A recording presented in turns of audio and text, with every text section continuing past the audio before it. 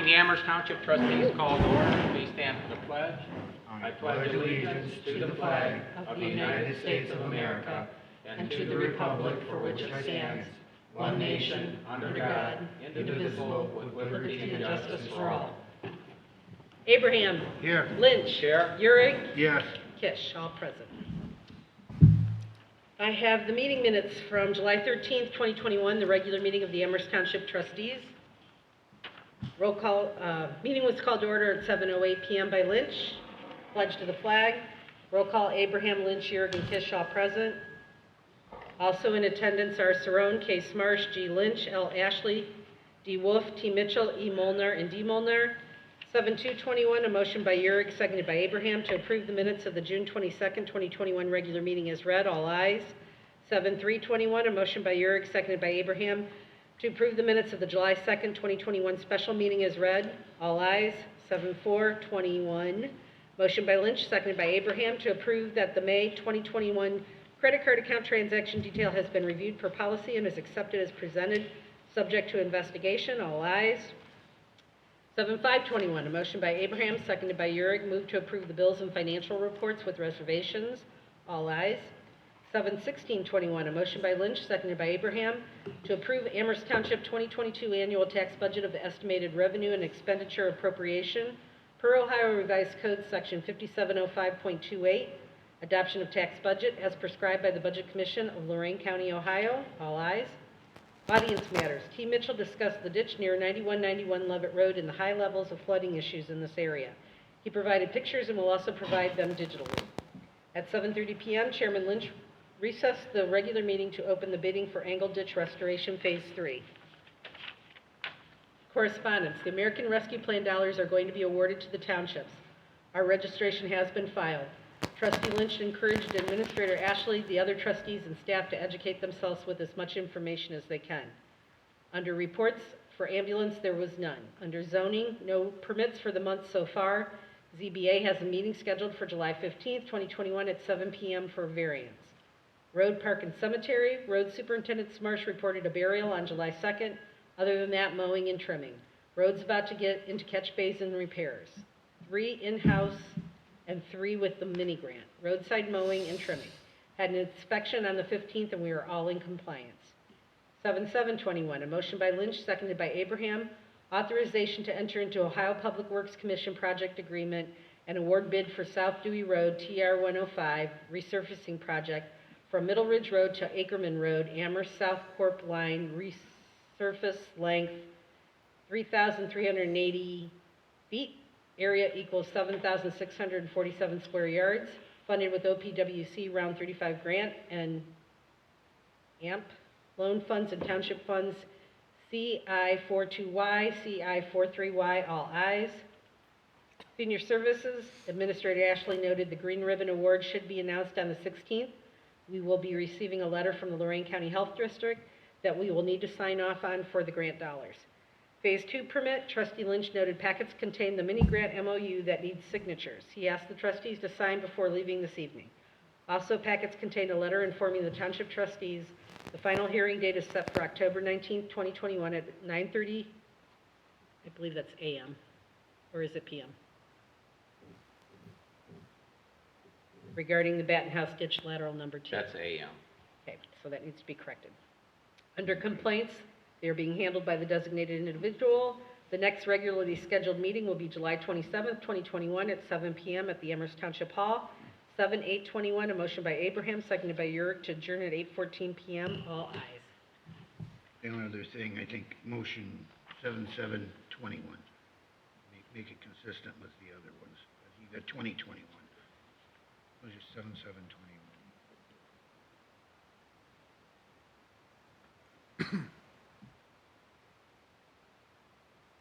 All right.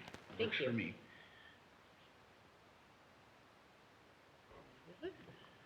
And also that and AMP doesn't belong there.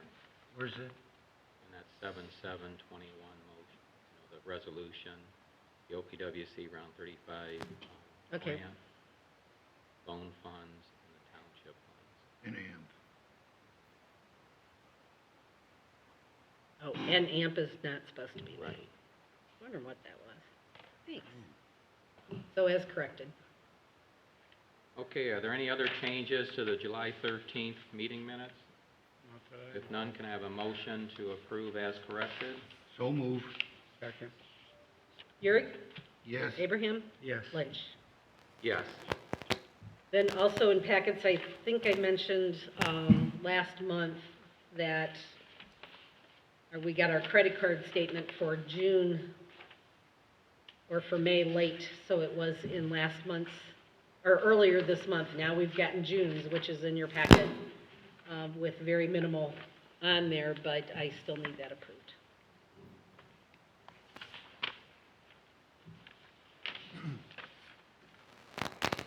Okay, I'll make a motion that the credit card account transaction detail has been reviewed per policy. The card statement is accepted as presented, subject to investigation.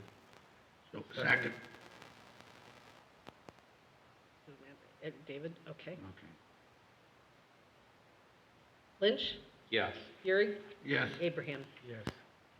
Then you have your payment listing in front of you. I was trying to get payroll done before this evening to get that in there, but it'll be on the next 1 hour.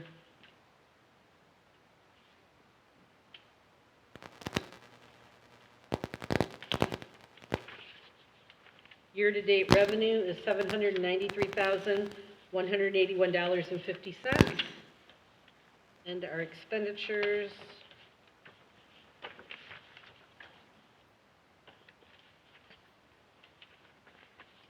are $522,352.85.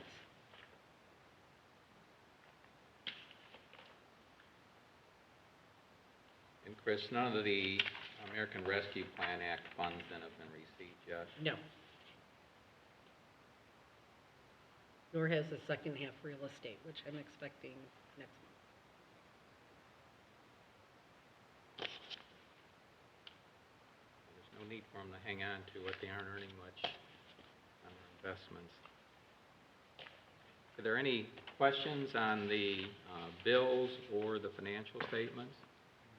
I have one inquiry. Ohio Edison, what are those two bills for? One is for the streetlights and one is, they're just a master bill. Yeah. And one for the facility. Master bill for the streetlights, and then the other one is all the parks and the building. Okay. What's the street lighting running us? Which one is it, the 400 or the 700? I want to say it's just 700, but don't quote me. Okay, first. I can let you know All right. after to be 100% sure. Or I can let you know right now. Okay, can I have a motion then to pay the bills and approve the financial reports with reservation, please? So move. Second. Urick? Yes. Abraham? Yes. Lynch? Yes.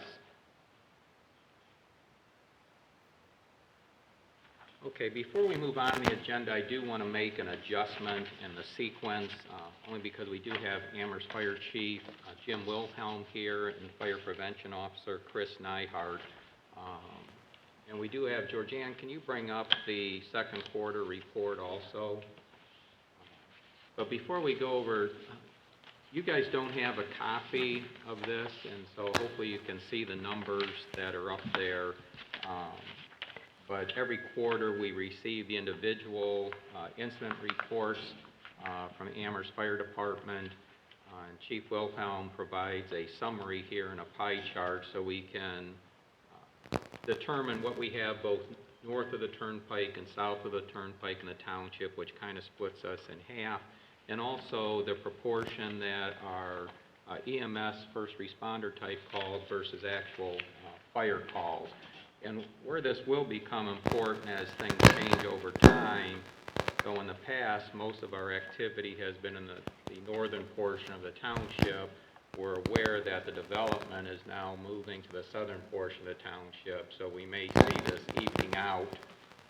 It's obviously going to go increase in terms of the number of calls over time, but this will provide that data. But essentially, if you total up the EMS first responders, that's 63% of our calls are actually for something other than what's categorized as a fire call, and the remaining 37% are actual fire calls. And this may become important as we discuss later, the use of the American Rescue Plan Act funds, though we still have to gain a little bit more information on that and have discussions with the prosecutor's office. So the total calls over the second quarter were 74, and that's still running about the range that we've seen in the previous quarter. So it's not statistically out of the realm of what the mean is. So I don't know if there's any questions on the particular data. I know this is just the main total data here without getting into any detail. I do not have any questions. Okay, and David? I have nothing. Okay, well, I do appreciate that. I know the chiefs explained to me before the software they have, and we can actually get any data cut in different ways that we'd like as we build up over time. We're still working with that. DSO program that we have is not quite 100% yet, but they're getting there. Okay. Yeah, and this is relatively new, Chief. I don't recall when you got it in. I know that you switched over in software applications. Yes, yeah, and it, in time, once we get all the bugs worked out of it, it's really a neat thing, not just a pie chart, it has the graphs and everything. Right, so And we can it look breaks at down a trends. lot further, too. Yeah, and that's something for my fellow trustees, talked with the chief in the past. You know, the pie chart shows the proportionment of calls in terms of geographical location and type of call, but the other charts he's referring to will want to look at trends also, which will be more the line charts or bar charts that, you know, they'll be able to do. But again, with the new software, they're just gaining more familiarity with it, so we're just sticking with the simple chart right now. But I wasn't sure, Jim, if you had something else to bring forward to the trustees tonight. I did have a couple things. I know we're dealing with this COVID money and stuff. I didn't know exactly where you guys were at with it, but I did have a couple things that, you know, just in case you're looking for somewhere to duck a little money, if you don't, you know, I was looking before, and I think I talked to Denny one time about the annunciators on our traffic lights. 58 in Middle Ridge, 113 in 58, and even, I mean, we could go as far as the Turnpike, but that's really, you know, just a turn in. I'm more concerned about the cross streets. Oberlin Road and Telegraph, even out here at Hidden Valley and Middle Ridge, Oberlin Road, you know, these are safety devices, not just for the fire department, would be for the sheriff, state patrol, the fire department, and all EMS. So, or anybody else coming through there, you know, with lights and sirens. We have them in the city and they work great. What it does is the siren bounces off of it has a deflector. The siren noise hits that and it stops red lights traffic in all other directions. Only the one that's coming gets the green light. So yeah, you know, it makes people throw the brakes on, but it stops them. And you know, I can't tell you how many close calls we've had at 58 Middle Ridge here. Now, back in just before I got on the fire department in the 70s, they had a emergency van get smashed there, got broadsided. We've had other accidents there because somebody stopped, seen the red lights coming, and somebody runs into the back of them. Doesn't concern us, but it's just a matter of when, you know, we come through there, and now coming through there more, you know, I like to be proactive on stuff, and I think this would really help us if we had, you know, some of those devices out there.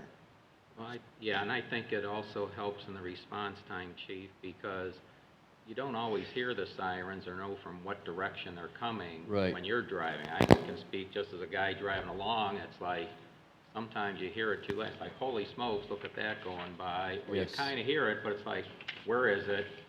Do I pull over? What's going on? You're Yeah. kind of peeking And- your rear view mirrors at the guys traveling behind you because you just don't know. It's nice if you see the light changes, you know you got to stop. Yeah. And in today's world, you know, people out there, we run across it all the time on 58, on Route 2, up on a turnpike. People just don't care. Okay, do You'll you come have- by it going 80 miles an hour, and you know, they want to slow down. You got all these lights going, we got signs that say slow down, they just don't care. And so the more stuff that you have, the better off you are. Protect Do you yourself. have cost estimates on those? I do not. The ones in the city that were put up, I had to pay for the one on 58 and Cleveland Street, and it was like 10 grand. And I took it out of my levy account to pay for it. And I told Ronnie Murphy that the next one is gonna have to come out of the police department budget, because I ain't paying for the next one, so. But anyhow, I don't know if some of this money can be allocated for safety devices like that. Like you said before, this meeting's gonna determine a lot what Right. stuff can be spent for and that, but, you know. Well, we can certainly, after we go through the webinars on the Yes. use of these funds, and then discussion with the prosecutor's office can determine that. Yeah. We will have to, the trustees are going to have to allocate these funds, Right. you know, ahead of time before they can be spent. I- And we're going to go over a list here later of potential locations, but we can't commit to this yet till we Right. gain some more information here. We've got some that are pretty easy, we're reasonably certain they're gonna be covered, but others, we need to find out, even specifically as some of the cost here for, since the majority of our runs are Yes. for EMS. Well, you're also, your motor vehicle accidents are included in those Right. EMS runs, so. They are, and unlike the CARES funds specifically said, we could, as a matter of administrative convenience, determine that all our fire and EMS, so all safety forces were covered. Right. The American Rescue Plan Act funds is a little bit different, with two key differences, is one, that they put back on the determination that they're predominantly allocated to dealing with the impact of the coronavirus, and then they put in a little parentheses, 50% or more. I don't know how you measure that. And then the second thing they put in is that recognizing that the impact of the coronavirus can change over time, since you have to commit the funds by 2024 and spend them by 2026. Well, who even knows, in 2026, we may not even be talking about the coronavirus. Right. Or it could mutate to the point where it's a major issue. None of us know. No. And we don't know how fast any of this can change, but somehow we've got to make this commitment ahead of time. And I don't recall in the conversations you and I have had, and also with Mayor Costello, I'm not sure if I've shared that with my fellow trustees yet, but we will be covering that this evening. But we can certainly look at it. Yeah. You know, we've got like the added ventilation equipment, and also with the communication directly between the ambulance and the medical facilities. Right. We've agreed to that as part of the Sandstone Joint Ambulance District. That's an easy one. That's going to comply. There's no doubt about it. It'll Yes. comply. So as far as the devices that put up that the traffic signals, I don't know. We can certainly find out. And I also don't know with the one at Middle Ridge and Overland Road, that's not going to be a problem because you got a township road meeting with a county road. I don't know what happens when we're dealing with ODOT. Right.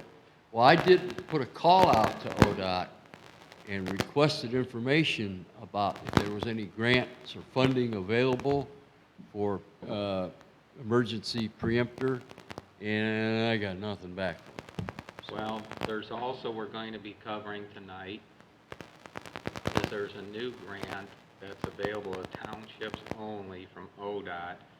Will cover the eligible items.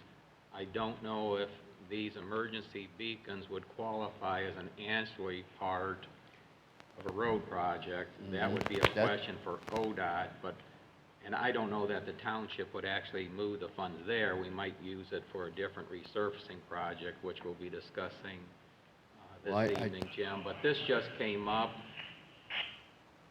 I really suspect these funds, though, are funds that originally were going to be allocated to townships only anyway, but since the way they changed the definition of a non-entitlement unit of government is instead of the funds coming to the townships, it went to the state.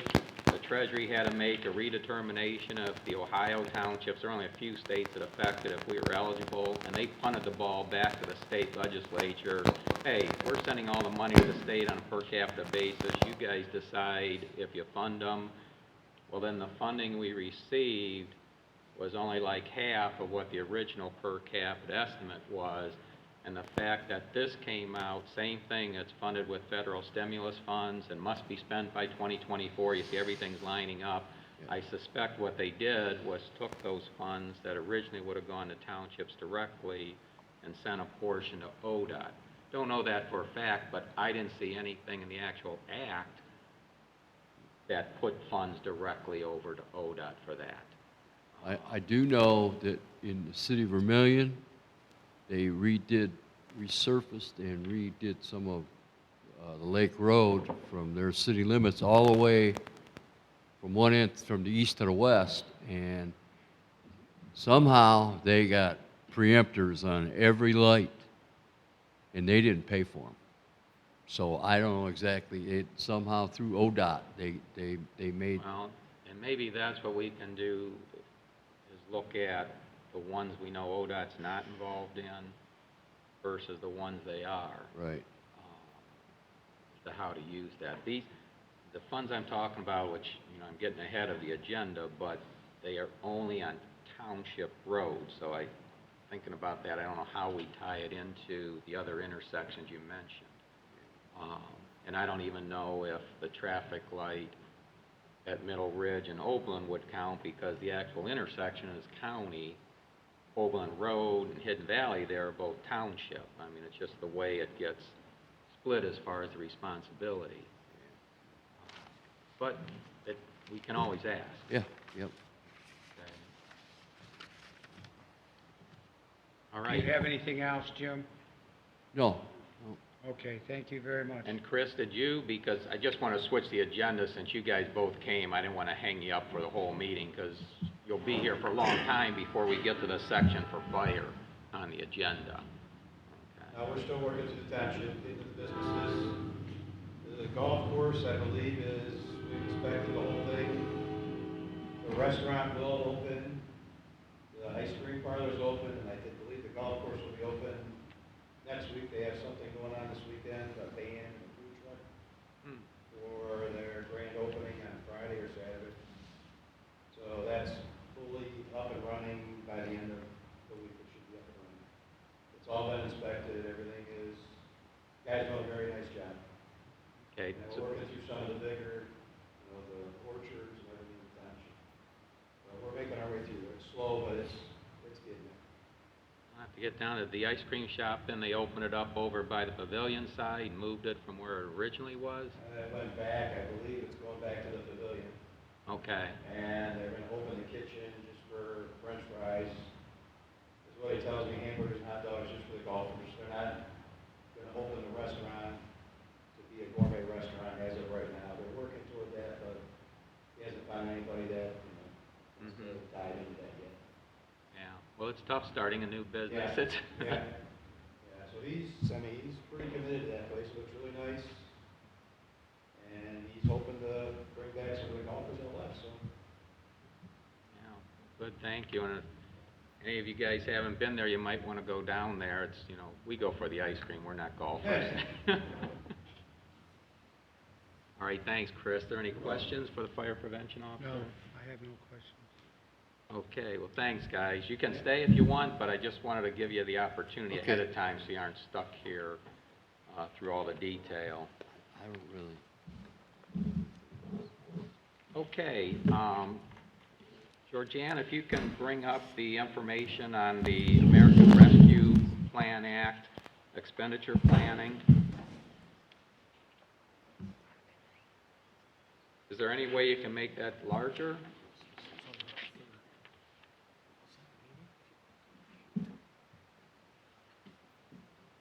There you go.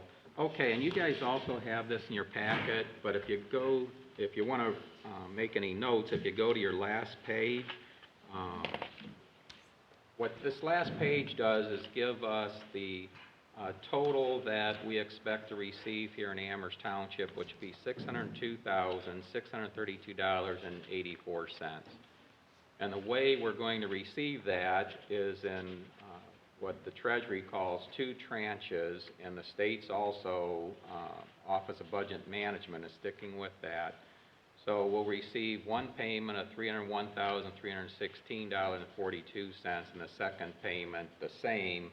So the first one in 2021, the next one in 2022. You see, I was hoping that would be here in July. Didn't put a day down because don't know when that'll be happening. But it was just recently that on House Bill 168 that the state legislature made this decision, and I know Chris got signed up with the township, very similar to the CARES Act. We had to go through and register with the Office of Budget Management to receive our funds, and as she alluded to earlier in the financials, we haven't received that first $301,000 yet. But if you go, and I have the link there on the Treasury's website, also if you look at the OTA's website, you can, and hopefully you've already done that, there's a considerable amount of information there, both the actual act itself, the interim final rule on the use of funds, and then a listing of frequently asked questions that the Treasury has out there that gets more into the detail. And I do have, Linda made a copy for everybody in here. Now the date on this copy is July 14th, 2021. Realize, just as the CARES Act, this is going to change over time. If you look on the website, at least the last time I looked, there's a July 17th version. I didn't check today to see if there's been an update. But that July 17th doesn't change. It was only specific to tribal forms of government, so it had no impact on the township. So everything you've got here is what's still applicable to townships, and nothing's changed as far as I know since then. They'll expect it to come. But as far as the main categories that these funds can be used for, is the one is support public health expenditures. Second one is address the negative impact caused by the public health emergency, and we'll get into that in a little more detail later. It's actually the next one we'll get into is replace lost public sector revenue. And that's going to be a difficult one there because townships are predominantly funded by property taxes, which we haven't seen the impact that we saw in the last recession with so many people losing their jobs and not being able to make their house payments and correspondingly their tax payments. We had a significant decrease going back to 2008, 2009, but we haven't seen that through this pandemic.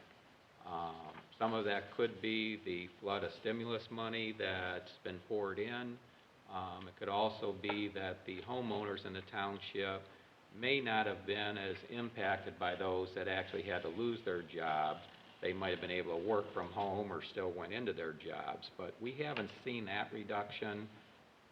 Makes this even more complicated. We had a replacement ambulance levy that occurred, I believe was in 2019, first collection in 2020. Well, that's an increased amount that's going to negatively impact us. What you're looking for is the negative impact, and they're looking at the time trend of your township revenues. well, it's almost like you hurt yourself by getting that additional funding because it doesn't make you go down. We also had the state increase the gas tax.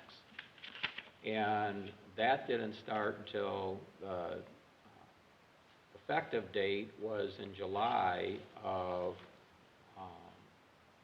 2020, or it was 2019, but we weren't going to see the collection until late. And I think the first time we actually saw it was sometime in September. Well, we actually have an increase coming in which dampens out the reduced traveling mileage that people are doing.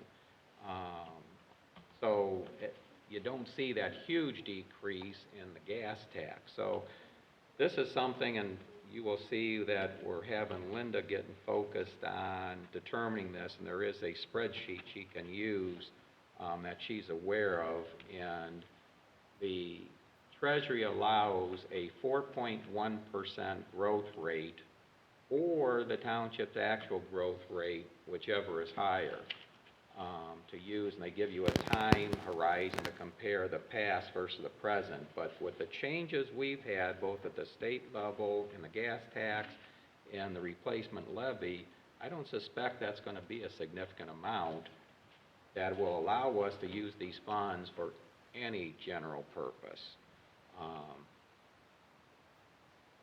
You can use it to provide premium pay for essential workers, and the one that will most likely use it for is invest in water, sewer, and broadband infrastructure. I want to emphasize, though we don't have our own water and sewer lines, is sewer includes stormwater. So our whole conveyance system, and we are subject to the EPA's Phase 2 requirements. The Treasury says it must include a water quality component if you use it for that. Well, obviously everything we work on our public conveyance deals with water quality. And we've always had the potential of working with the other providers of the other public utilities, being the sanitary and water, if there's a benefit to our township residents. And I want to make sure it's specific to our township, not where we're providing funds that go somewhere completely out of Amherst Township, because these funds have been allocated to the residents of Amherst Township.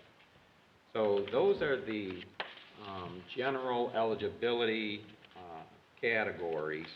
And so, Georgiana, if you can go to the top of the expenditure planning.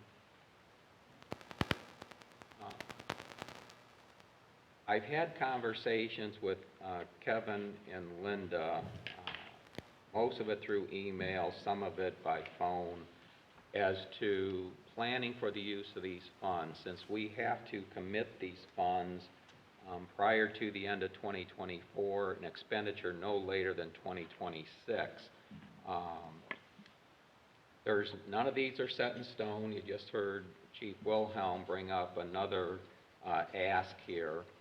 But I do want to, and we also will learn more at the webinar tomorrow from 10 to 12, and hopefully everyone signed up for that. And ultimately, we'll want to, just as we did with the CARES Fund, run these things by the prosecutor's office and hopefully get a written opinion on our intended use of the funds.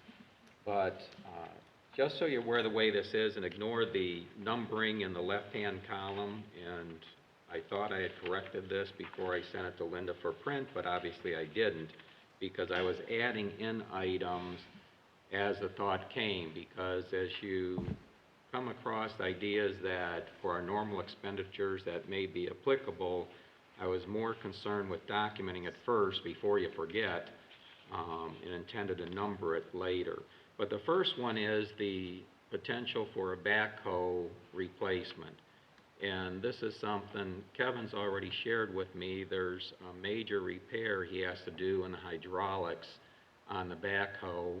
And there is some concern since he has to take the whole apparatus off, and obviously that creates some safety issues if done internally. If it's done externally, it's going to be a higher expense. And then subsequent to that conversation here, a leak developed in the hydraulic tank. Now that one they've got to replace because they need the backhoe now. And one, we don't have the funds yet, and two, we haven't received a definite determination we can use them for that expenditure.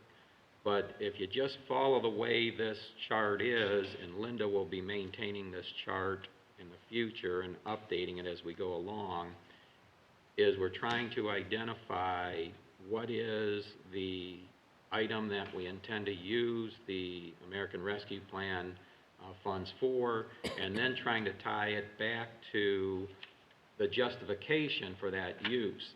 Well, in here, invest in water, sewer, and broadband infrastructure, and the succeeding portion of that paragraph, and I'm just going to paraphrase it, is support vital stormwater infrastructure. Well, supporting vital stormwater infrastructure, I don't know how our road crew can do that without the backhoe. I mean, that's going to be your main purpose in the use of the backhoe. You're taking care of all the roadside drainage, you're replacing tile, you're taking care of culverts, you're down there working on catch basins, and you can't do any of this without the backhoe. So this backhoe was last purchased in 2012. It now has a major repair required. It's got a significant number of hours on it since it's the only one we have. So what we'd like to do is use these funds for the replacement backhoe, and those are on state bid. Don't worry about all the options that are listed here. These were just being used to try and get an estimate of what would that cost look like. So right now that'd be roughly $117,000. Realize it could be less because we also would expect the trade-in and getting some value from the backhoe we have, though I don't know how much that would be to lessen that. But this is one where we hope will come up in that webinar tomorrow. That question has been submitted to be brought up, but I don't know how they'll select which questions are discussed at the webinar. But hopefully they discuss this one because I think this would be applicable to a significant number of townships. And Kevin, some of this I was hoping you could get to Linda and we can fill this in. And Linda, you and I want to make sure that everybody always gets the updated document here as we move along. You see there is a revision date down in the footer. But I didn't have the specific catalog number of the CAT backhoe we currently have.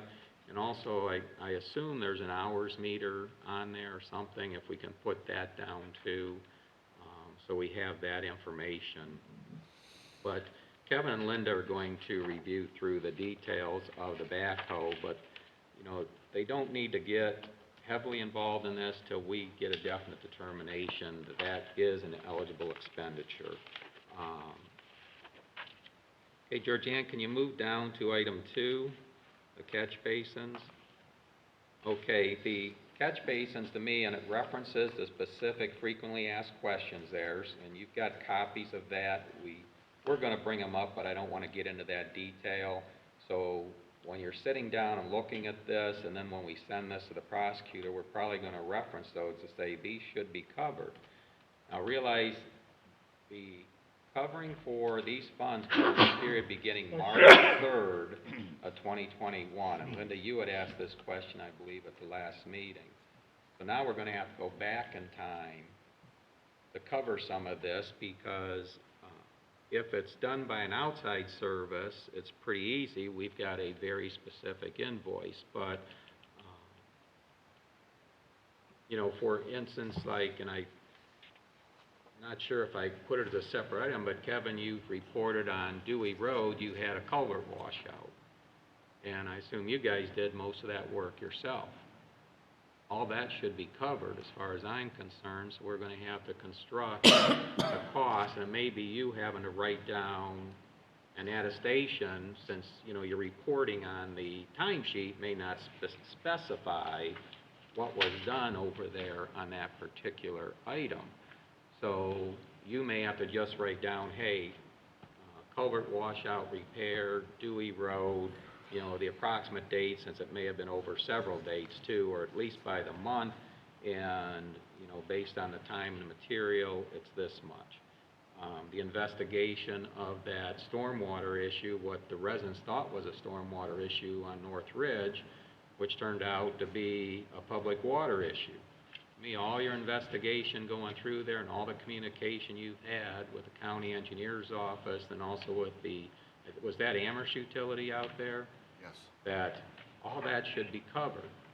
So it'll be easier instead of everybody digging through timesheets, which again don't specify that level of detail, is you giving a reasonable estimate, an attestation, sign it, done.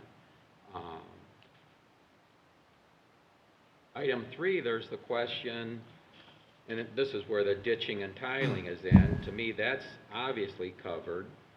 Street sweeping should be covered. And Chris, were you able to check on the street sweeping? Who you did have our time? street sweeping? Pardon? I'm asking Kevin who did the, Maintenance systems. Because, well, we weren't sure if that might have just been outside the window, if it happened just before March 3rd or after March 3rd. well, I think it was after March 3rd, both of them. Yeah, Or the both first- after, good. As far as I'm concerned, that keeps all of that sediment from going into the storm sewers, which is a water quality issue, so that should be covered. Maintenance system. Thank you. And when they were done with the debris, where did they dump it? Across the street, right? Okay, there's a reason I asked that question. You only ask questions you know the answer to, right? But we'll come to that later. But there is the question, how about roadside mowing? And the reason I bring that up is, you know, why you're doing roadside mowing. Well, some of it is keep the vegetation down. There's no doubt about it. We're mandated by state law to do that roadside mowing. But you're also, as you're doing that, is all our stormwater conveyance there. So when you've got to dig through it, you're picking up all that trash and junk that ends up plugging up the storm sewer system. By the way, I didn't dig it out. The one right north of my property, I saw a bunch of beer cans sitting there, but, you know, I'll grab them later. I was spreading weed killer, so I wasn't intending to pull out beer cans. But I don't know. That's a question we have to ask the prosecutor. I think we'll go with our prosecutor versus going to the Treasury direct on that. The cemetery and parks also included in that, and again, more from the standpoint of getting the trash out of there, also by mowing, as opposed to letting the weeds grow up. When weeds grow up, you'll see they're more dispersed. By mowing, you get that heavier carpet, and we do it at the higher level, which gives you the filtering quality as the water goes through and gets into either the open roadside drainage or going into some of the catch basins that are along the roadway. I wasn't sure the annual ditch, and realize this is over a 6-year period, but this will become a question that we'll have to learn as far as the expenditure. If we're doing the work ourselves, you know, we have some inside, some with contractors, can we really expend something in 2025 and 2026 if it's, part of it is internal labor? I would hope we could, reading through this, but that's where it starts getting a little squishy when you read through the details on this. This may be low, Kevin, but just to come up with numbers, you see total for this section, I have just under 129,000. Again, there's nothing magical here. You have to come up with rough numbers so we can account for this $602,000. So like street sweeping, I didn't have the number. I looked through my invoices and couldn't find it right away. But was it around 3,200 a sweep? Do you recall? Chris, you have that up? I've only got one for maintenance. And how I much don't know was it? who else did the first one. Well, what's the one for maintenance? $742.50. So this may be high. Yeah, I thought this was high, but what she's saying I thought was low. For some Yeah, reason, that seems real low, because who's gonna come out for that Maintenance much even systems of per North, hour? unless it's under something else. I mean, that's the only thing I have under maintenance. There was a different name. Well, in any case, you see, just so we understand the math, you take the dollars per sweep, number of sweeps per year over 6 years, and come up with a total. You know, and then you can see what it was, how many mowings you do per year, man hours per mow, average wage, you know, a blended wage rate over 6 years. So, you know, and then the tiling, I know that's probably low, but how do you come up with a number? So I put dollars per occurrence, number of occurrences per year over 6 years. But that's where this numbers come from, and we know these will change. The Engle ditch restoration, that would have been an easy one for our component. But after the bid opening 2 weeks ago, several of the bids were much lower than the original estimate. Well, in the past, if that happened, you could extend your project.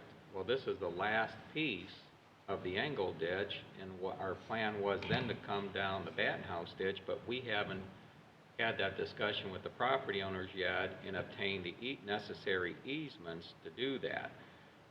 So, you know, how do we had just under 26,000 would have been our component. I don't know what the county's going to do on this one in terms of the stormwater district, but I assume they're probably going to do this a proportionate thing. Well, the proportion would bring our component down to 6,450, you know, significantly less. So we'd still have to contribute, the stormwater district would contribute proportional to what the original engineer's estimate. I don't know that for a fact, but I put the numbers in there. The next one, the Batten House ditch restoration. This comes down to timing, how quickly, one, if the trustees even agree to expend funds here, but also how quickly between the township and the county we could actually get in touch with the residents, get the appropriate easements, get the detailed engineering plans together, bid it out, get contractors. Well, we know how long it's taken to do this. You know, we've been working, this project's been 7 years since the start.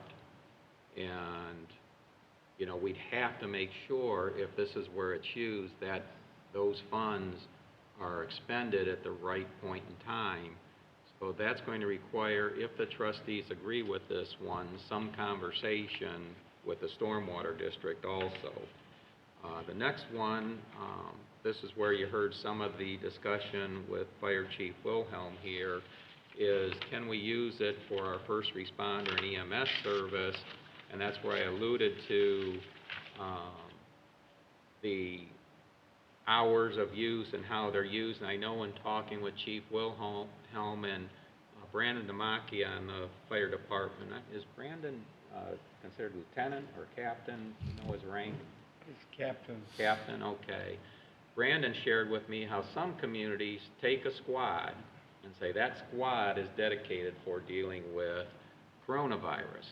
And what they do is when the call comes into 911, they're instructed as how do they go through in their query of the caller to say this could potentially be a coronavirus case, and they send out the separate squad.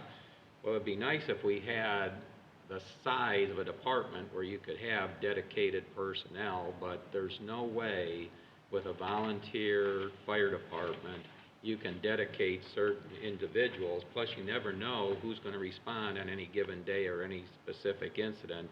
We would not want to handcuff ourselves like that because it would definitely impact safety. So there is an option to get the fire chief to write out an attestation, and Chief Wilhelm's done that already. I don't know if it'll need to be changed, though, or strengthened, and that will ultimately, I hope we can learn something more in this webinar. hopefully the question comes up, and then get some direction from the prosecutor's office, who is also learning just as we're learning. And Chris, all I did was put, this is the minimum cost per year, the $176,000. I only put that as if it were a full year, knowing it starts March 3rd, but also not knowing the succeeding years. You know, will this go up, will this go down with, you know, even any discussion on coronavirus? And I don't think anybody can tell you one way or another, including all the experts. I'm not going to get into the other details on the cleaning, but I do want to go, which is currently number 8 for parks and recreation usage. They definitely talk about the increased demands on public parks, and that those are covered. That's in frequently asked question 2.18, but I don't know how far you can cover that in your cost. For instance, Kevin, you doubled the maintenance on the porta potties because the increased use, you saw they were just filling up too fast. Well, that's an added cost. We're paying double, so that's obviously covered. But as far as maintenance and emptying trash containers, you know, well, yeah, there might be more trash, but how do we do that? Is it half? Is it all of it? You know, we need to find that out. I don't know if the maintenance as far as getting limbs and junk off the paths, you know, mowing and whatnot for the soccer fields, I don't know if that can be covered or can't be covered, because that's more weather dependent. You know, when the team's coming, I mean, you guys try to always keep it done so that they have a nice clean field. But going around picking up the trash in your bags, emptying the trash containers, that may be. But again, that's something we have to look at and get those numbers. The nice thing about that is that reduces the demands on the general fund, which is always our tightest fund right now. And so the two that are the tightest are obviously the general fund and the road fund. Number 9, the Sandstone Joint Ambulance District, and Denny's already, I think you've got this pretty much taken care of. This is the help with life care. This one will still get an official resolution on this. Hopefully get a cover letter from the prosecutor, but I don't think this is going to be any problem in terms of getting the ventilation mask that they want, but the real key is the real-time viewing and instant transmittal of the data between the healthcare providers. And with Amherst Township paying roughly 30% of that, it's approximately $19,000. I'm not sure, Kevin, there's also the whole yard waste collection and grind. We get a portion of that covered by NOPEC grant. I don't know how much this solid waste covers, but there's always a portion left over. Then there's all your time that you guys are working over there, and this is where I come up with, where do you dump the street sweeping? You know, and you guys take care of that to keep that out of the storm system. So how much of that, if any, can we cover? And so, you know, I try to put some, okay, how many days are you guys over there? How many times per that you're sorting stuff to keep it in the right piles? You know, again, a blended wage rate, then over 6 years. Because again, this protects the general fund itself. So those numbers may not be accurate. It still needs to be determined if we can even use it for that particular application. The other ones I'm not going to cover, Linda, other than your administration. You know, this isn't like the American Rescue Plan Act. They haven't put anything in there for a position like yours yet, you know, but I'm sure covering hours it can be, and, you know, over 6 years, I'm sure it'll come up to this $25,000, but we'll need to find out what that is, and we may actually have, we've got to find out from the prosecutor how they want this. I hope that they will take the queries directly from you on each one of the different items as we go forward. I may even ask, using a template similar to the CARES Act, that you put together the resolutions also on this to keep up with it. But I don't know how we'll have to keep that other than, again, an attestation as to the proportion of your time that's spent on these. So this is just a rough number. I was hoping between everyone else that's been hopefully reading through this, if you've got anything else you see that might be applicable for the expenditures here when we do receive the funds. And if you look at the total here, up to this point, it's $763,000 plus. Well, geez, we're only getting 602. How can that be? Well, at the Lorraine County Township Association meeting last Thursday, Representative Gail Manning and Senator Nathan Manning were both there, and they were involved in putting together House Bill, or voting on House Bill 168, that allowed the township to get a portion of this funding. And I expressed my appreciation, but asked, how come this is actually half of what the original estimates were provided by the Treasury? And Senator Nathan Manning indicated that the state does have additional funds, and there is the potential there may be additional funding come later, just as we had with the CARES Act, but there's no commitment on that. So whatever, we should be prepared. These are the right things to do anyway. How do we use those funds? So I don't want us to just go right up the limit and stop. We're obviously not going to spend anything we don't have, but we need to be planning that there's a potential for these additional funds. So with that, I just want to open it up if there's any other ideas based on your current understanding of the American Rescue Plan Act that you guys might consider putting on this list. No, I personally think you've been very thorough in the list, and I have nothing to add to it. And David? Seems like this is a continuation of the coronavirus relief funds. They'd like to see it tied to the coronavirus, whatnot. Right. Merely a continuation of what we've been doing. If money's available for a certain project, yes. I don't know if water line replacement for clean water, whether that would be included, or it might be something we want to consider a little bit.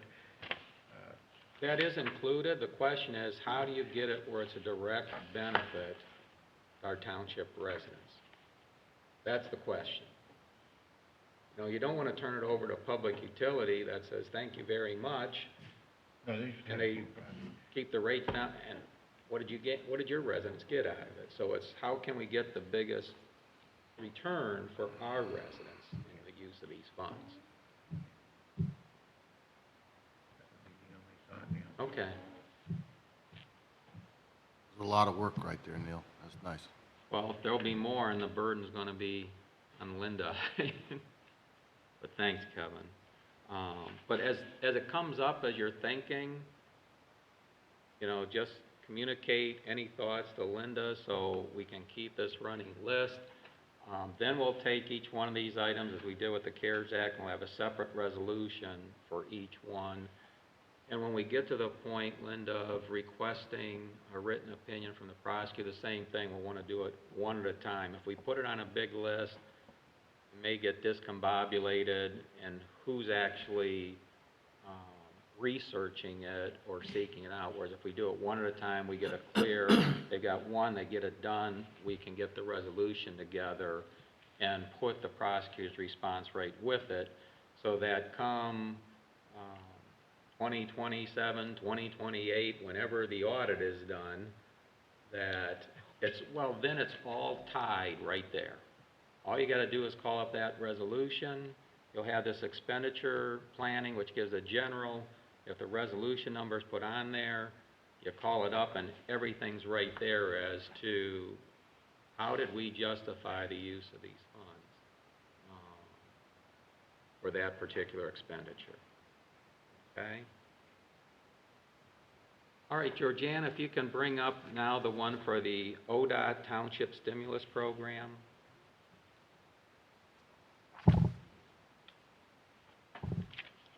All right, this one is fresh off the presses. You can actually go back to the size you had. That looked better. You see that ODOT shows that this was dated July 20th. The first notification I received on this was just this past Friday, and through the Ohio Township Association.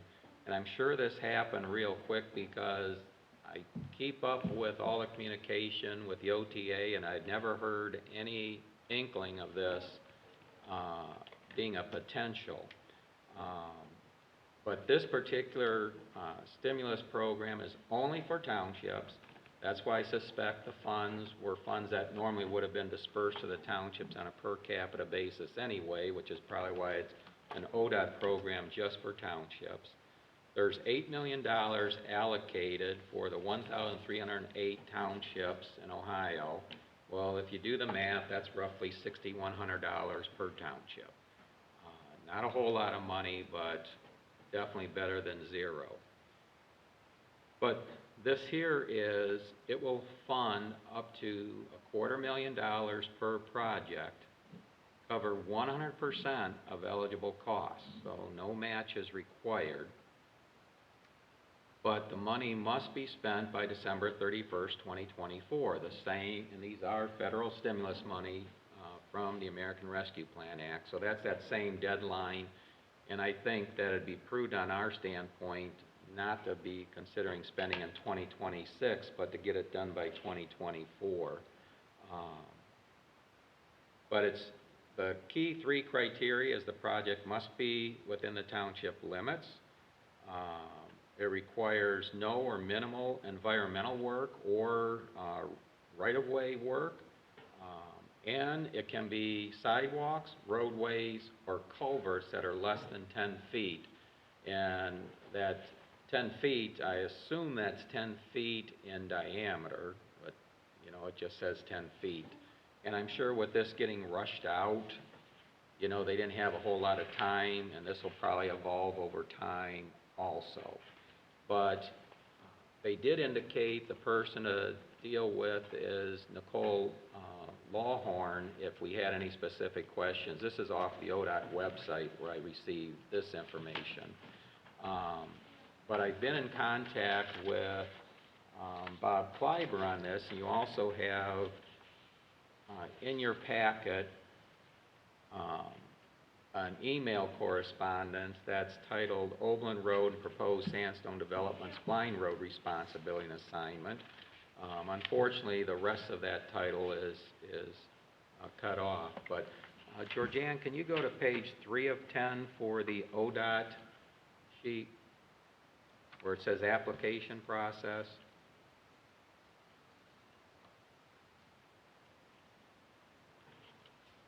And make that larger.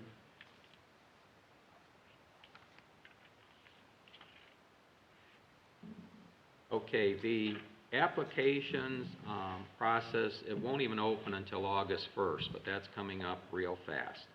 And it will be open for a period from August 1st to October 15th. You can also, the township, the application will strictly be online. The township can complete the application themselves or with an agreement with the county engineer. They can have the county engineer apply on our behalf. They strongly encourage that we communicate with the local district, ODOT district representative and our county engineer. I'd already been in discussions with Bob Kleiber, and Bob asked that I do several things, some of it more related to the specific project I was talking about. But he asked, hey, do you know, does it tell you who the rep is down at District 3 in Ashland? I said, Bob, it doesn't. So he asked me to email this Nicole Lawhorn, and Nicole got back right away.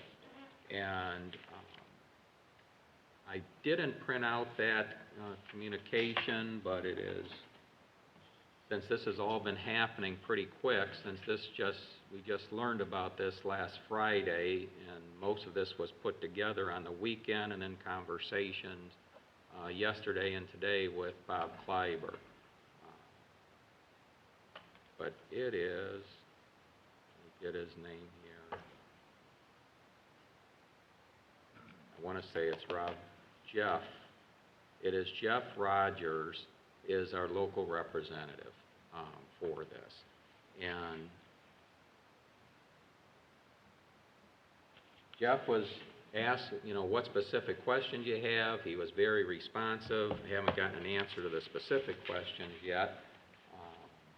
But this is obviously one we should consider, since it is only townships.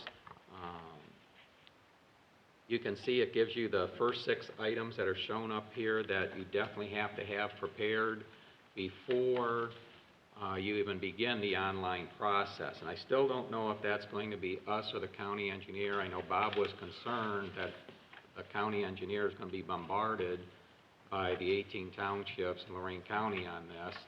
And I asked him, has anybody else contacted you yet? No. I don't know if they're not reading the OTA information or why no one else had contacted him. But project location map, that's an easy. Photographs of the project site, not too bad. Project scope we can come up with. Detailed project schedule, not just length of time or year with no dates ranges. Well, that will need help with the county engineer. Obviously, the cost estimates will need. Then the project plans, if developed, well, again, we're going to need something from the county engineer on that. Georgiana, if you can go to page 4. This is the key for us. This is the actual, they actually have a scoring methodology that they'll use per project. And you're going to see, I'm going to propose a project to the trustees, which may or may not happen because of timing also. But some of by this particular project I'm going to propose will give us some big numbers, and there's some items in here in their scoring methodology we just can't receive.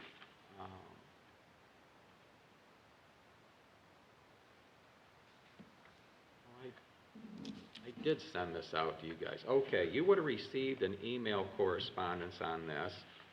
Again, I haven't printed copies. I don't think you've got copies. Do you have copies that says the Oberlin Road proposed sandstone development in your? Okay, then you've got it. On this one, I discussed with Bob that, hey, there is this new program, and go through some of the dates, and the proposal is that, Bob, since this is townships only and township roads, can we use this for the section of Oberlin Road from Middle Ridge to North Ridge? And we've received estimates on that in the past. These estimates are going to be old, and hopefully I didn't delete them from the agenda yet. I might have just shortened it up, but I had been carrying it. Yeah, we had Oberlin Road resurfacing from Middle Ridge to the State Route 2 overpass in 2018. So these are 2018 numbers. That was 146,000. And then from the State Route 2 overpass to North Ridge of 48,000. So you see that's $194,000. Let's say 200,000 in 2021 dollars. And that's a $200,000 project. We obviously split it up because we know it's not something with the available township funds we could cover in a single round. And we also only way we could cover that is if we were successful in obtaining an Ohio Public Works Commission grant. Well, with this here being just for townships and recognizing Oberlin Road was what that section would have been in our township plan, would have been the next one we worked on, but because there was that conservation housing development there, Hampshire Farms, who needed sanitary sewers, and it took a long time to get the sanitary sewer question answered because the county was using this development to get a top-level price for all Amherst Township residents that are on a county sewer line, in addition to working on the settlement of the lawsuit in Hidden Valley. And so that held up the sewers that Lorraine originally was willing to bring in to service this particular development. Is everything got on hold as they went through that negotiation, which none of us were part of. The only thing we had was when the trustees were required to sign the final agreement because it was the only way Lorraine would agree to that agreement. And with a very specific threshold of no more than, I believe it was 125% of the in-city rate, whereas the current situation, there was no threshold. That's how we ended up paying 200% in some areas, 130% on the line. I think it went up to 135 on the line I happen to be on. No rhyme or reason as to which ones were which. But that was one big thing, is we had a threshold limit established. The next big thing was, though, the county had to agree to take over all the facilities, some of that infrastructure that Lorraine had to service, albeit minimal amount of service. So now all the sanitary infrastructure and water infrastructure, such as even in Hidden Valley, is now owned by the county. Well, that gives another benefit to our residents because they're going to be reluctant just to have a rate increase without logic to it, since you now have voters that can actually vote on the people setting their rates that you didn't have before. But in any case, the county decided to extend sewers now on Overland Road there also. So we put that off and we did Stang Road, expecting it would be done. It wasn't. So then we went over and we did a portion now of Dewey Road, will occur this year. Well, now the question is, when will the county be ready over here for Overland Road? Because if you drive down there, you see where it's breaking up now. And it's just going to continue to grade worse as this gets delayed. So some of that, I had the discussion with Bob, well, it'll definitely be done by 2024, but we're not sure when can we start, because we need to know, since it's prior, this August time frame, we're coming up, we need to make our next application for Ohio Public Works Commission funds. Well, which one?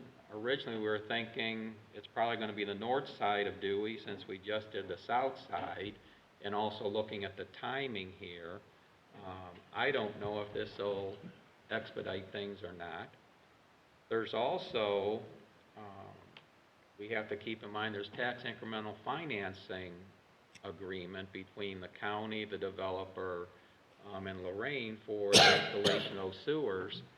And Bob suggested I get a copy of that from the county, because he's been out of the loop on that. There was a tax incremental financing put together, but everything got delayed, so he says he knows that the County Board of Commissioners have redone that. So I have requested a copy of that TIF agreement from Administrator Tom Williams. I haven't received that yet, because we're not sure what's all included in that TIF.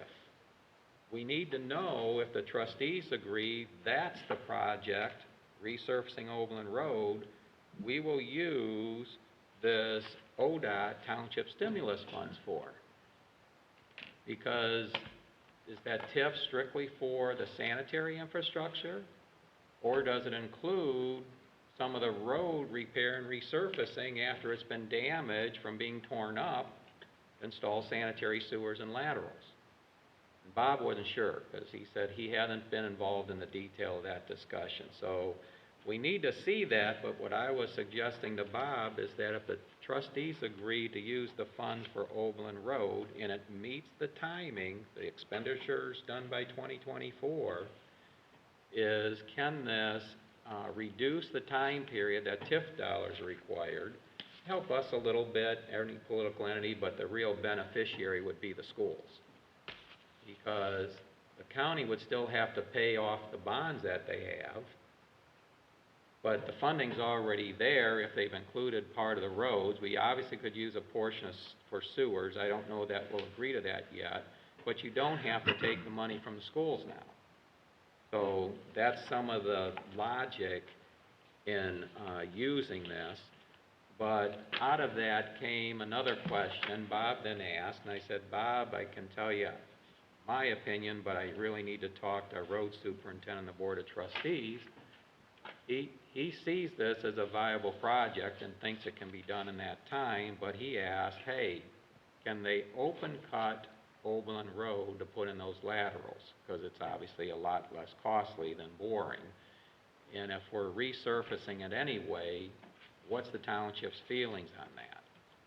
Well, obviously, we've had some where we brought in water lines, we've required boring, we've also allowed some with open cuts. I know when the city of Amherst brought water in at Dewey, we agreed to an open cut. I know when the county connected the sanitary sewers, what was formerly, can't recall the official name, but everyone knew it as a sewer to nowhere, to Lorraine, they open cut Oberlin Road. No one even asked permission, and if you recall, we did get settling there. So I told Bob, my opinion is, hey, if that saves money, reduces the cost to our residents, ultimately they have to pay it, or expedites, lessens the need for the TIF dollars so that they can stay in funding our schools. As long as you can assure me there's no settling and you put in the right fill to prevent that settling and we get it resurfaced, I don't have an issue. But we need to discuss that here. So now you guys know that the discussion, and you've seen the email, you haven't been part of the verbal discussion with the county engineer's office, but I'm suggesting we use these funds to repave Oberlin Road. We'll work with the county engineer as far as how much we request. Again, there's a scoring methodology here that you see up here, and we can go through that in a little bit. But I guess the first thing is, do the trustees have any objection of applying for the ODOT Township Stimulus Program and then using those funds for resurfacing of Oberlin Road over there? I absolutely do not. Not really. It's something that's gonna come out of our pocket anyway.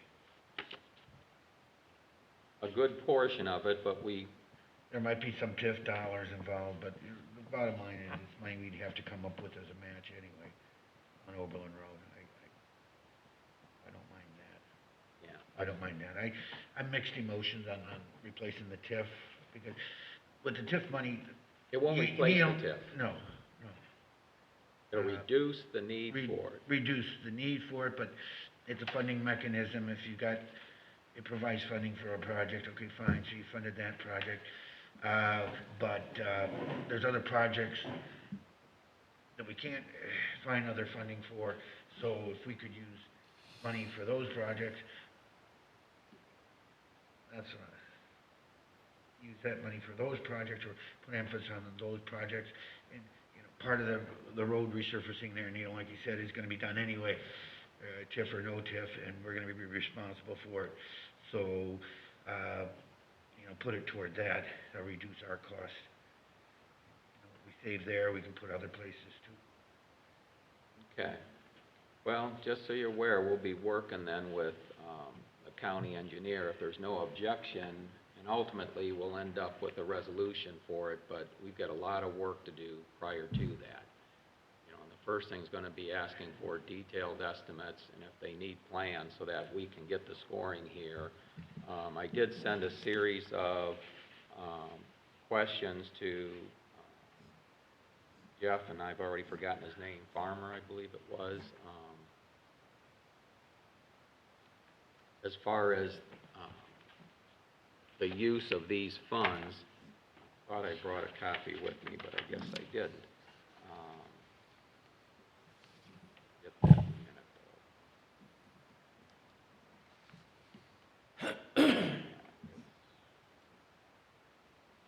but, you know, some of them are, can we use these in conjunction with OPWC money?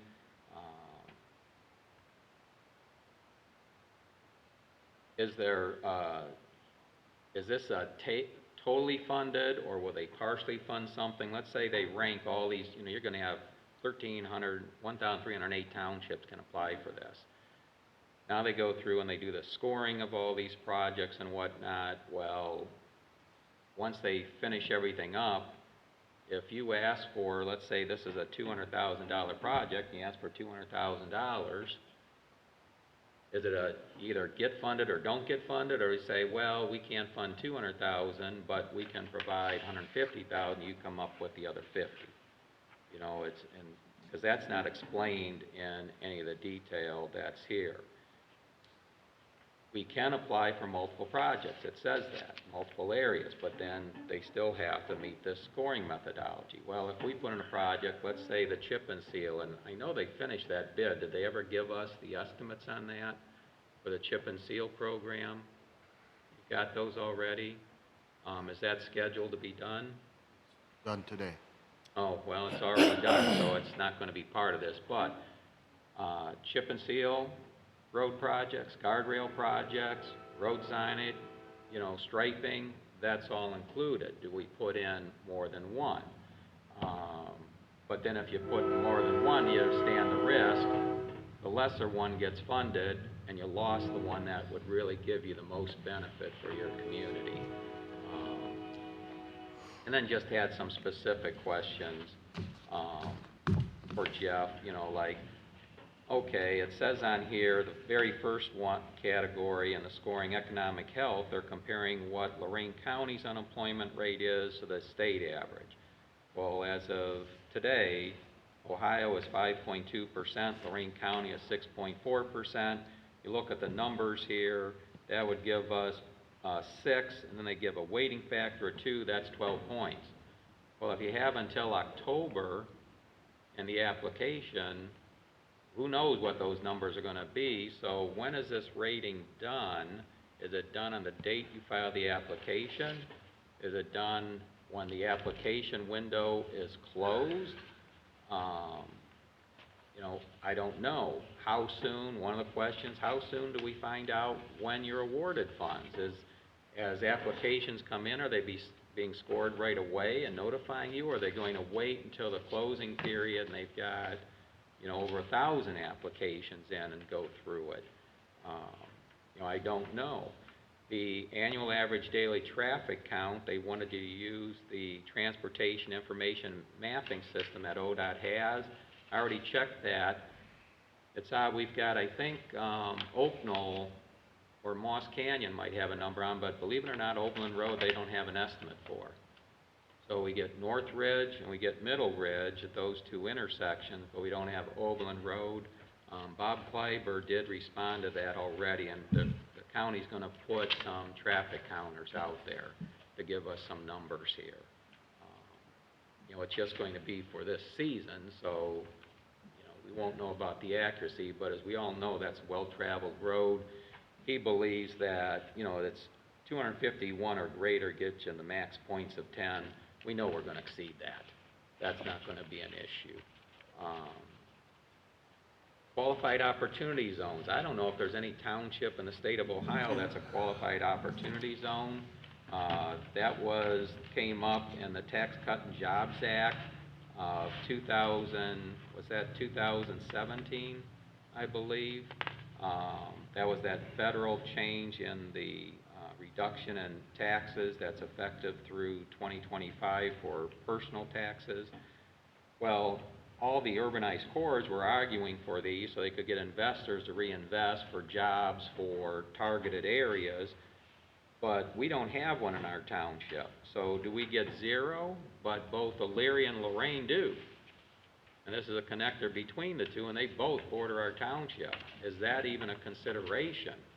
Because to me it should be, just because you're in an opportunity zone, so now the whole road system's ignored.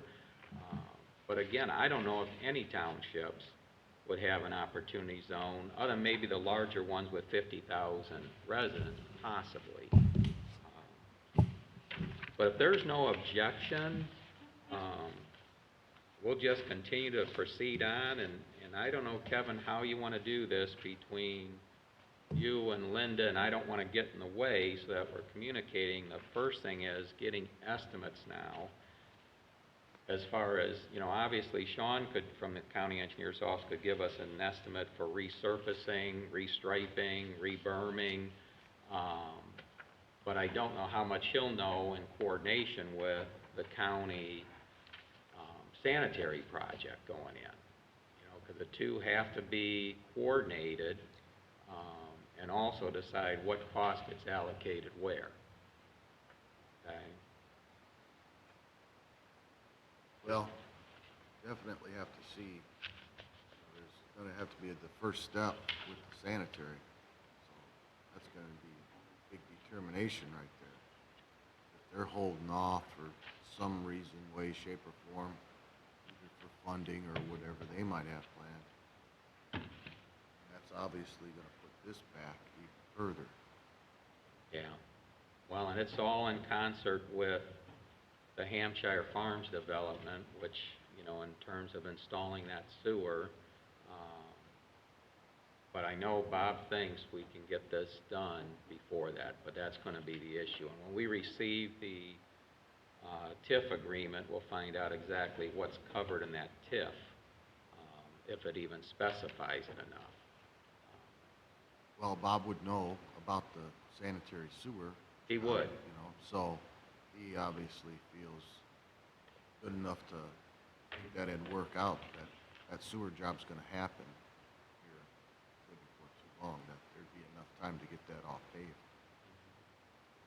Is that gonna be part of your meeting on Thursday with the county? Discussing when they're gonna put the sanitary sewers in The meeting on Thursday, with the county? Isn't that for Hampshire Farms up there?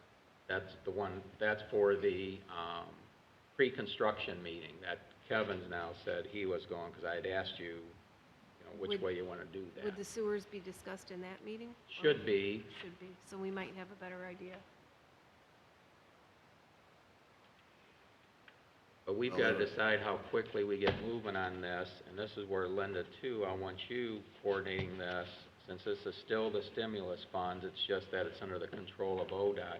And Chris, so you're aware, this funding's a lot cleaner. Once the project's approved, the money comes right to the township. Another thing is, like we just went through the angled ditch, the bids came in lower than the engineer's estimate. Well, guess what? If that happens, let's say they agree to it, we apply for 200, let's say the estimate's 200,000. We apply for 200,000. Assume we'd be elated, they approve 200,000. Let's say when the project gets done, it's 180,000. That 20,000 stays with the township and can be used for other projects. Once you talk, in this case it'd be Jeff, you'd have to have his agreement, but you don't have to return it. Okay, so that's something that's different here. Neil, I'm gonna have to excuse myself Okay. right now.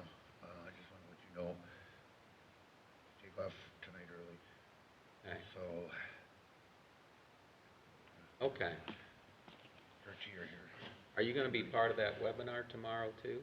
What time? Well, you had to sign up, but it's from 10 to 12. Okay. Okay. I would, Okay. leave here. All right, David. And Chris, let me touch on that too with the American Rescue Plan Act funds.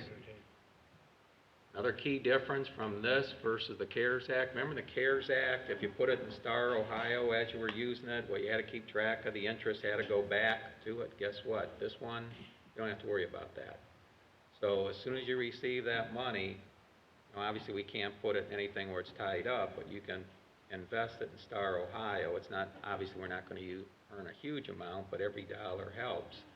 And then we can pay out of, as we normally would in transferring the funds. So that was another key help here, which simplifies this for everybody. And that's currently in the interim final rule. Okay. But I guess, Kevin, this is where we've got to decide, I think Linda's pointed out, after that pre-construction meeting, and I don't know if Bob will be there. I imagine he will be, but, you know, someone from the engineer's office will be. You may want to start having some of those discussions as to what's the, since the trustees have now agreed this is the project, is hey, you guys tell us as far as getting estimates, and we will feel out as they move forward if they want us to fill out the application or if they want to fill out the application. We can't complete it because we need the estimates for sure. We definitely need the traffic count.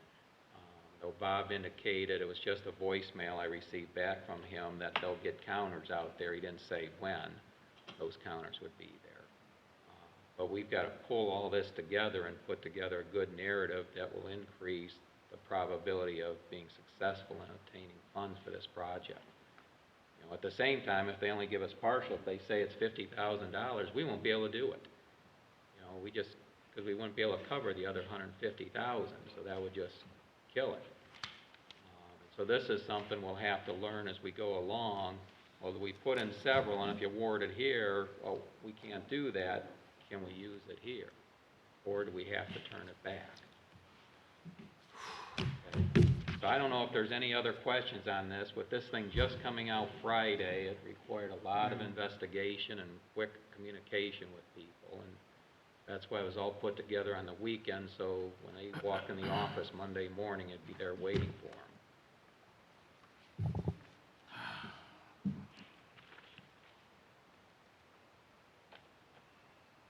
Okay, I did want to discuss the,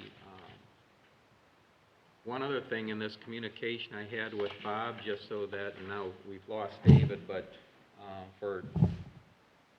definitely for you, Kevin, and for Denny, is it does appear, it's been still going even more positive, that the county eventually will take over responsibility for Overland Road and the Spline Road. But that's not the timing. That won't happen until that Spline Road is constructed. So, which is fine anyway, because that was some of the conversation with Bob. I said, hey, where's this stand? But you don't want to do it yet, because these funds are only if it's a township road.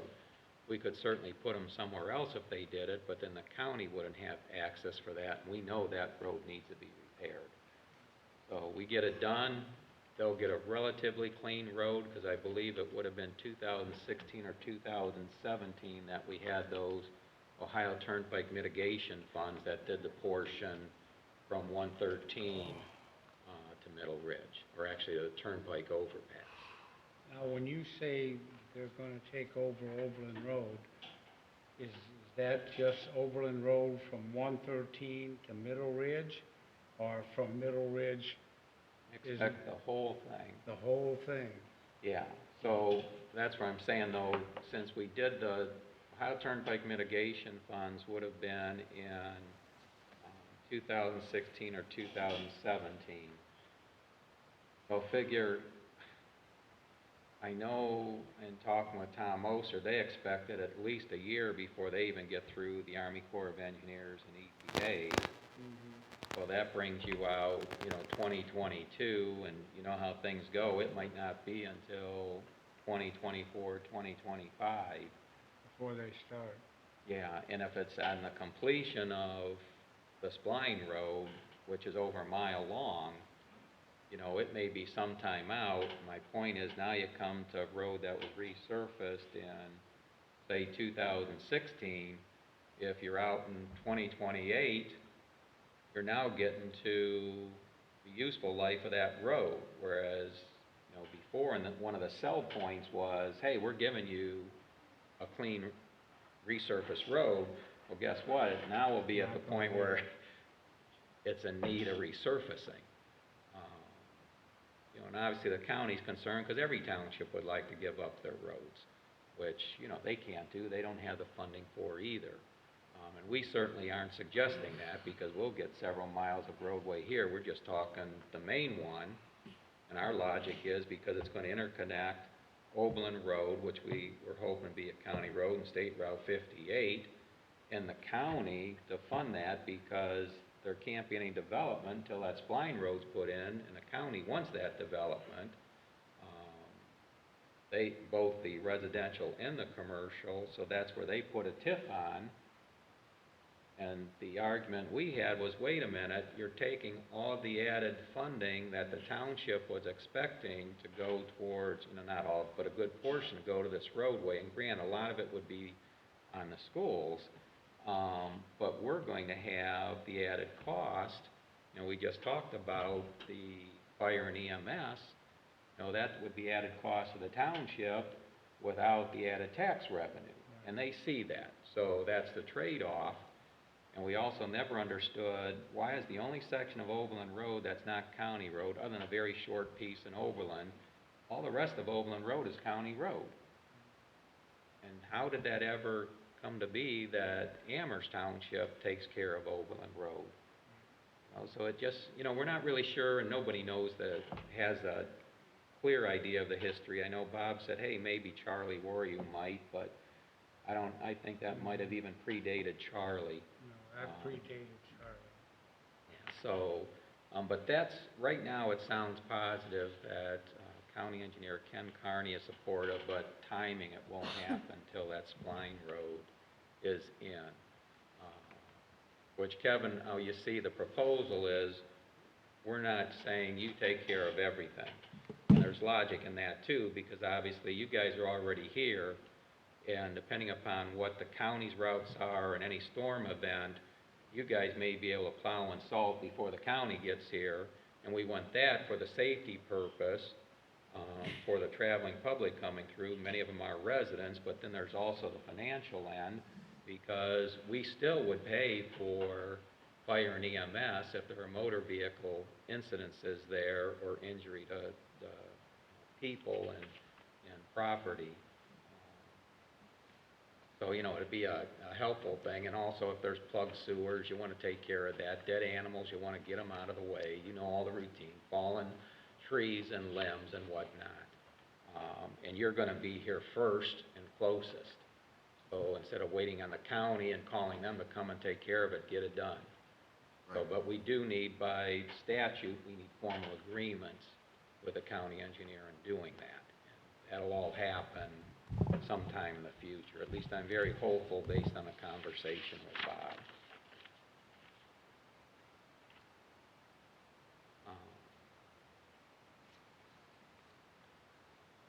Okay, Georgianne, I think we're done as far as the display. We've covered most of that scoring there. And I just found the document I thought I had copied and couldn't find. So there it is.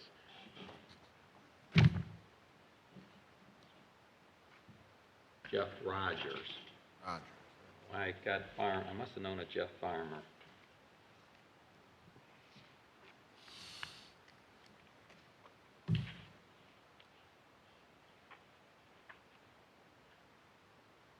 Okay, the next item on the agenda, and this is dealing with, well, actually, I guess I better go through reports first here, right? And I know this is a long meeting, but this is just setting the stage for when we receive these federal stimulus funds.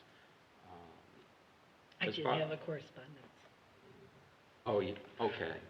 So we'll move on then. Any other correspondence, Chris? Your packets contained a correspondence from the Department of Commerce regarding liquor licenses in the township expiring on October 1st, 2021, and it is basically to how to register a valid objection to any of the licenses if you so desired. I just got that in today's mail, so I didn't have enough time to put it in your mailboxes and just put it in your packets. Yeah, I'm not aware of anything. We don't have, our community policing officer's not here, but I've not been made aware of any nuisance areas that we'd file an objection No, for. I haven't either. So I don't think we're going to file an objection. Just wanted to give you a All right, copy. thank you. There is another one that was just received today, Chris. I've got the original here. I was hoping to scan it, but didn't, and obviously this will be at our next meeting. But it's just NWACA asking for our dues, which are $1,193 for the period from July 1st, 2021 to June 30th, 2022. And, you know, it's interesting when you read this is NOACA's transportation and environmental planning work is essential to economic vitality and quality of life in the region. The first question I had was, can you pay your dues with the ARPA funds? I suspect we probably can't because NOACA uses a portion of these to match federal grant dollars. Well, my understanding is the ARPA funds, at least as it stands right now, you can't use federal money to match another federal grant. But that's something that we need to find out. Because I also received that correspondence today, and I've already responded to Grace that that is in our budget for January of 2022, so. Okay, good. So then you don't need this. Nope, and I original. always send it after the first 2 weeks in January, so. Because we just paid the last one in January. It's just the way it's set up. Okay. Well, that gives us plenty of time to find out as it goes through. But Linda, just so you're aware, that's not on the list because this just came in today. And since they're the ones that we rely on for all the FPA changes dealing with the sewers, they're the ones we had worked through them initially. When we had developed our own stormwater management plan, NOACA was putting out some model plans, so theirs were very complicated for us and more applicable to large municipalities. And if you recall at the last meeting, we had just gone through I don't recall if it was the last meeting or the one before, the change over here along Middle Ridge by the State Route 2 intersection for what they call a prescription change as far as availability of sanitary sewers within 20 years. So again, I don't know. This is something we have to find out. I suspect, though, because they use some of these funds for federal matching dollars, that might get too difficult to separate what portion is and is not. But that's something we can find out from NOACA, and then determination between, you know, the other individuals that will guide us on the use of those funds. Okay, we'll move on then. There's any other correspondence? Okay, then reports, ambulance, Denny? Nothing under ambulance. Okay, sheriff's not here. Zoning, Remy? Just had 2 permits for the entire month, an accessory building and a fence. There's going to be a design review on the 3rd of August. 3rd of August. It'll be at 6:30. The meeting will start at 7 o'clock, the design review.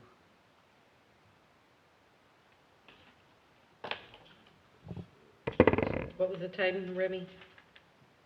Time? The time is 6:30 for the start of the meeting.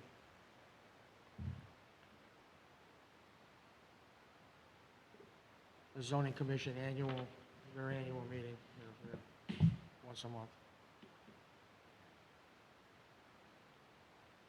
Are any questions for Remy?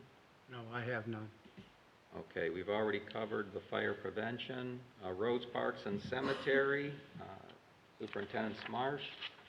Okay, not too much to report now, but this time of the year, obviously, we're busy. So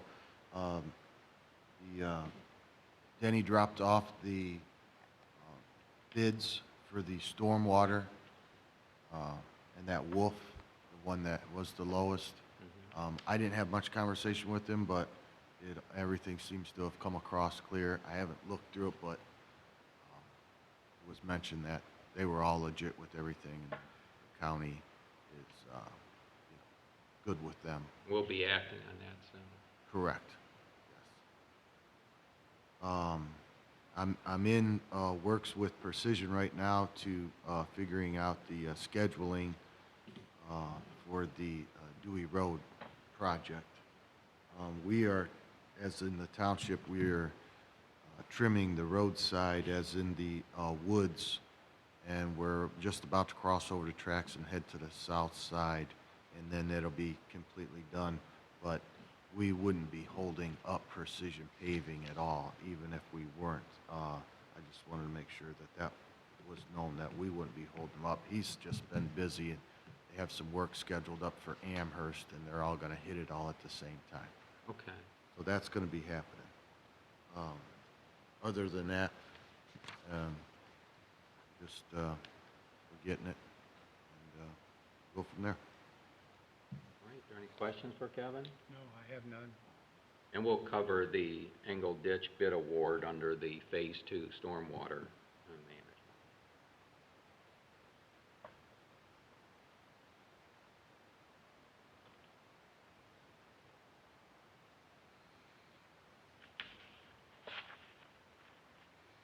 Okay, Senior Services Township Administrator Linda Ashley. Just a couple things. The playground equipment was ordered last Friday. The through- which? The playground equipment for the Lorraine County Public Health Grant. So that's taken care of. I don't know how long it'll be 6 to 8 weeks or so before we get it. Before you go on, and that was one that we want to get the portion, realize we still had to pay a portion because Yes. we didn't get the full award. Correct. And we're paying it because of the maintenance, because of the wear damage. Yes. That is a Okay. coverable expense just for that portion, since we obviously received other funding. And just so you're aware, Chris, is that is paid. And again, we should try and get a resolution just to maintain a history as to that payment for that portion. Okay, yeah. Yeah, they give us $6,700, and I think our portion's almost $8,000. The Green Ribbon Award, they moved the date, so now the awards will be chosen in August, not July 16th, as I reported last time. They extended the date to apply, and so then they scheduled the date for awarding it a little later, too. And I'm working on the cemetery grant for $1,000. I'm working with Kevin. What he said he would do would be resetting the headstones. Oh, you're right. So we can do that. You cannot use the grant for maintenance, just regular maintenance or anything that we regularly do. So I will try to get that. There's quite a bit required for it, and it's due Monday. So Yeah, it doesn't I'll- give you a I'll lot see. of time. And I wasn't sure if Commerce will actually send examples of what others have turned in, which will make it easier, but Yeah, I'm working on it. I don't know. thanks. It may or may not get accomplished. And then, yes, Linda, is that for Kende, yes, the grant? yes. Okay. It's for any of our cemeteries that we take care of. There's a $1,000 grant that we can apply for, but it cannot be for routine maintenance, not lawn Okay. mowing, not weed whacking, But tree you can trimming, use it to straighten, to do the headstones, Okay. right. thank you. Mm-hmm. And then we already touched on the other ones that we're working on, the ODOT Township Stimulus Program. And then round 36 OPWC is due by 9/3, so we'll have to decide. I know we talked about Dewey Road. I don't know if we want to put in for a second project as we have in the past. Oh, most definitely. So I'll need some direction on where you That's guys. due, when was that due? Yes, September. 9/3, September 3rd. So that's coming up. Yeah, that's going to be two things there as far as the second project. Most likely Dewey Road, since we did the south side, if we stick with the plan, we would do the north portion of Dewey Road for our priority application.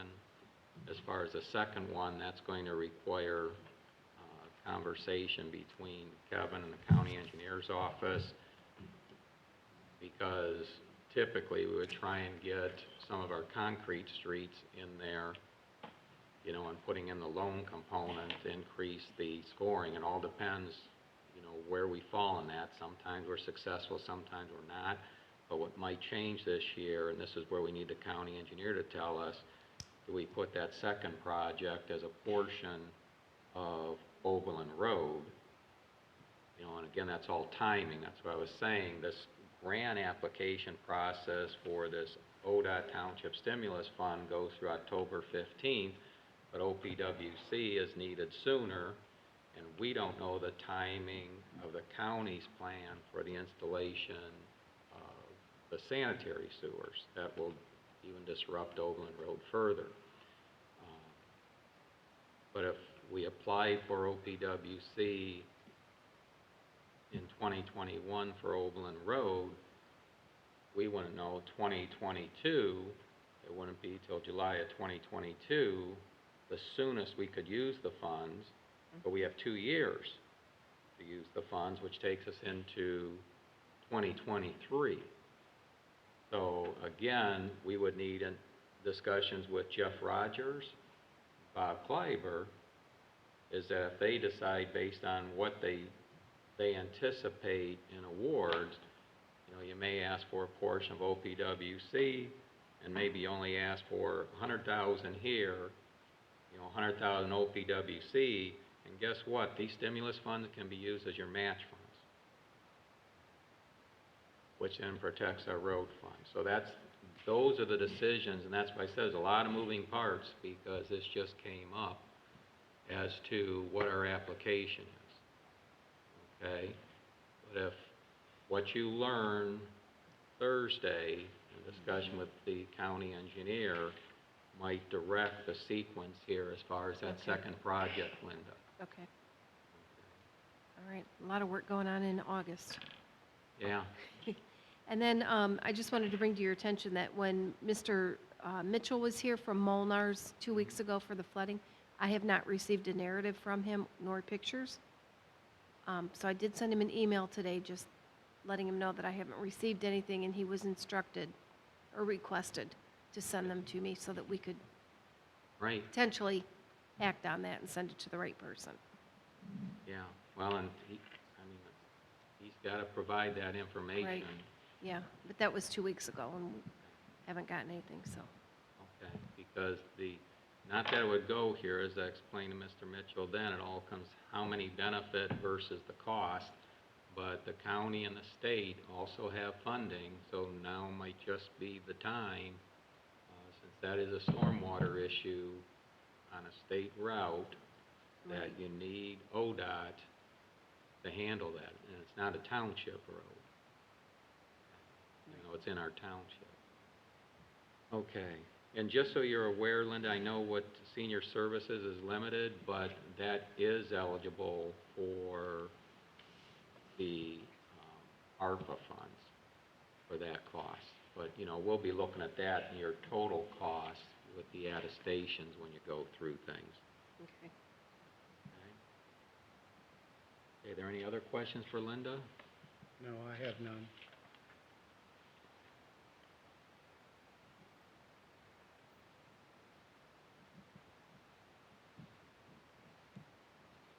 Okay, the Phase 2 MS4 stormwater management, Kevin mentioned the Angle Ditch bid documents.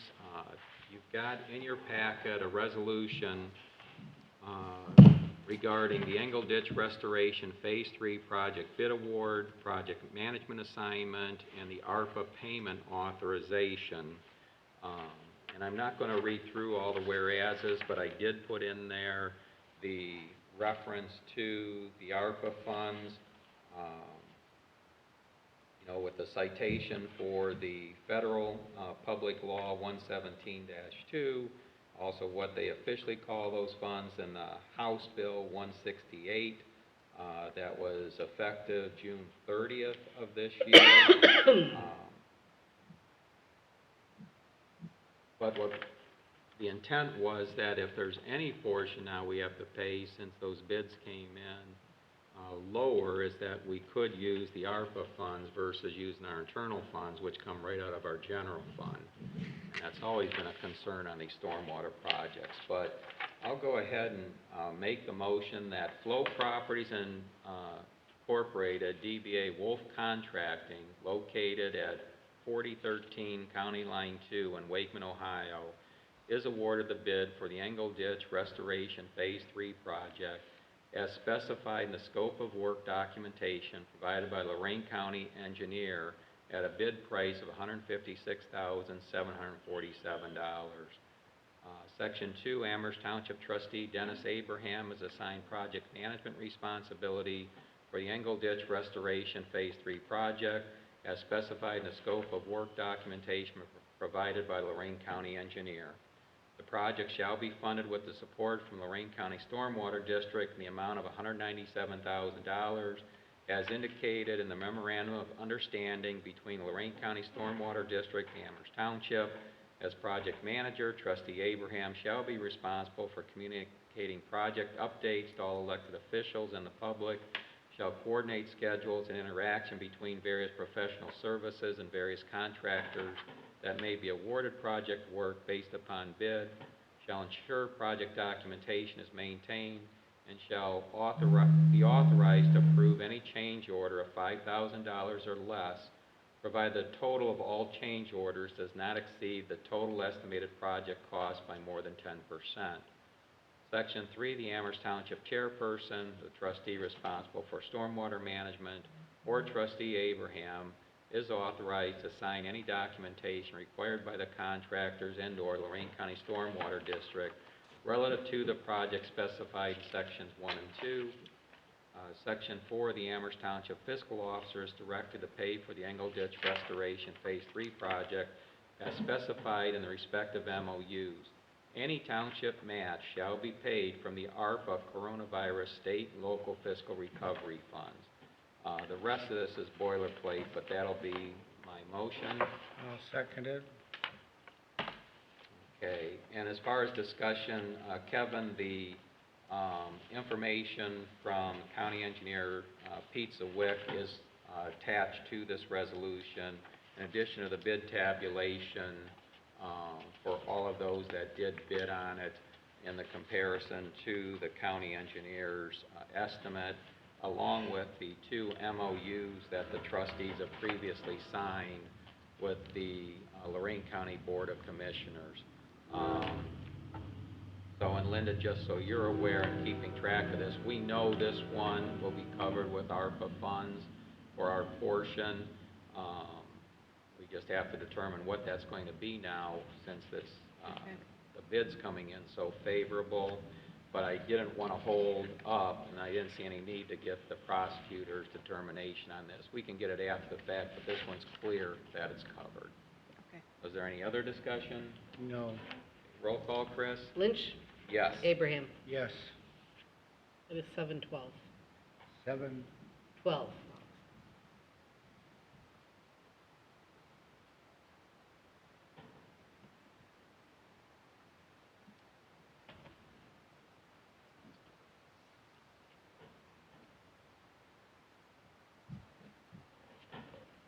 And so you're okay to communicate with Wolf, Wolf Contractors, what's their name again? Wolf contract. Wolf Contracting, yeah, I'm not sure where I don't recall seeing the flow properties, but I assume it was in their bid, but the engineer had that down. I will be in contact with them, and I'll let you know what Okay. If anyone needs a certified copy, you know where to get it. Yep.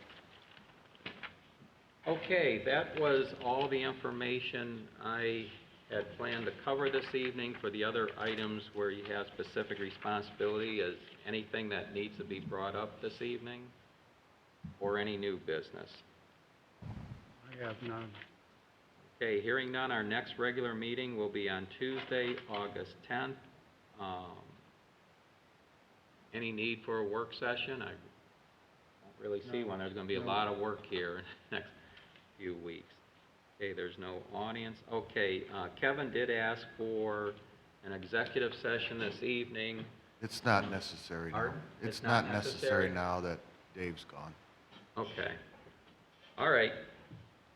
Well, that being the case, then, I'll make a motion to adjourn. I'll second it. Lynch? Yes. Abraham? Yes.